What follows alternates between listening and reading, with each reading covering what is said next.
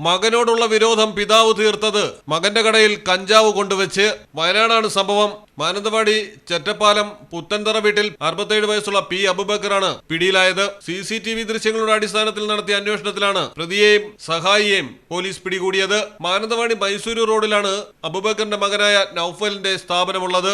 നൌഫൽ പള്ളിയിൽ നമസ്കരിക്കാൻ പോയ സമയത്താണ് അബൂബക്കറും സഹായിയും ചേർന്ന് 2 കിലോയിലധികം കഞ്ചാവ് കടയിൽ കൊണ്ടുപോയി ഒളിപ്പിച്ചത്. എക്സൈസ് കഞ്ചാവ് കണ്ടെടുത്തെങ്കിലും തനിക്ക് ഇതിൽ യാതൊരു പങ്കുമില്ലെന്ന് നൌഫൽ ആവർത്തിച്ച് വ്യക്തമാക്കി. ഇതോടെയാണ് അന്വേഷണം വിപുലമാക്കിയത്. CCTV ക്യാമറകൾ പരിശോധിച്ചപ്പോൾ അബൂബക്കറും സഹായിയും സംഭവ ദിവസം കടയിലേക്ക് പോകുന്ന ദൃശ്യങ്ങൾ പോലീസിന് ലഭിച്ചു. കർണാടകയിൽ നിന്നാണ് അബൂബക്കർ കഞ്ചാവ് എത്തിച്ചത്. കഞ്ചാവ് എത്തിക്കാൻ സഹായം നൽകിയ ജിൻസിനെയും എക്സൈസ് അറസ്റ്റ് ചെയ്തിട്ടുണ്ട്. മലയാളം ടെലിവിഷൻ, വയനാട്.